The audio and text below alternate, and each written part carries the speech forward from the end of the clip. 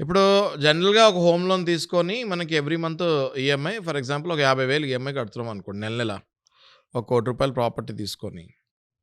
అది గనక 3 మంత్స్ కంటిన్యూగా కట్టకపోతే చెక్ బౌన్సెస్ గనక జరిగితే మిమ్మల్ని బ్యాంక్ వాళ్ళు నాన్ పర్ఫార్మింగ్ అసెట్ కింద డిక్లేర్ చేసుకుంటారు ఫస్ట్ బ్యాంక్‌లో.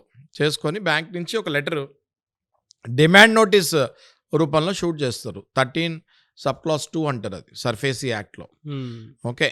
ఈ సర్ఫేసీ యాక్ట్ అనేది ఏంటి అంటే that is been only created for ఈ హోమ్ లోన్స్, మార్ట్‌గేజ్ లోన్స్ ఇలాంటి దాని గురించి ఇప్పుడు మనం ఫ్యామిలీ కేసెస్‌లో డీవీసీ యాక్ట్ ఇలాంటివి ఎలా యాక్ట్ ఓకే. ఇవన్నీ మళ్ళీ ఇలాంటి యాక్ట్స్ ఉంటాయి. అలా హోమ్ లోన్స్‌కి, మార్ట్‌గేజ్ లోన్స్‌కి ఒక సర్ఫేసీ యాక్ట్ అన్నది క్రియేట్ చేస్తారు.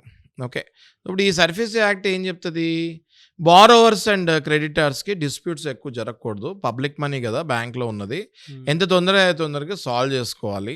సివిల్ కోర్ట్స్‌కెళ్తే మళ్ళీ వేరే కేసుల్లో ఇది కూడా ఏళ్ల తరబడి టైం పడుతుంది. అంత టైం పడితే బ్యాంకులన్నీ మూసేయాల్సి వస్తుంది. ఎందుకంటే అది పబ్లిక్ మనీ కదా. కాబట్టి వీలైనంత త్వరగా పబ్లిక్ మనీని మనం మళ్ళీ వెనక్కి తెచ్చుకోవాలి బ్యాంక్స్. ఆక్షన్ రూపంలో అయినా లేకపోతే మళ్ళీ క్లయింట్ రూపంలో అయినా డబ్బులు వెనక్కి రావాలని ఈ సర్ఫేసీ యాక్ట్‌ని క్రియేట్ చేస్తుంది జరిగింది. ఓకే. ఎప్పుడైతే ఈ 13(2) పంపిస్తారో 60 రోజులు టైం ఇస్తారు నాగరాజ్ గారు.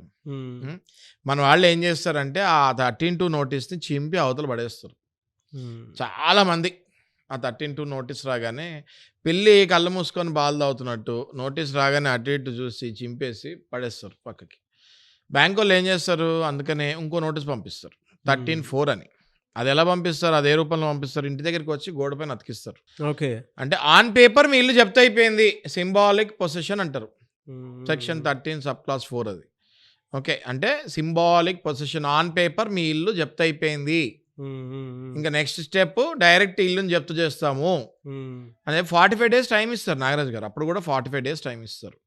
మళ్ళీ మన వాళ్ళు ఏం చేస్తారు దాన్ని ఆ గోడ మీద అతికిచ్చింది కూడా మెల్లగా గమ్ముతో పాటు తీసేసి ఇంట్లో వాళ్ళు కూడా చూడకుండానే అర్ధరాత్రులు వీళ్ళు తీసేసి దాన్ని మళ్ళీ చింపేసి నవలేసి బయటకు పడేస్తారు.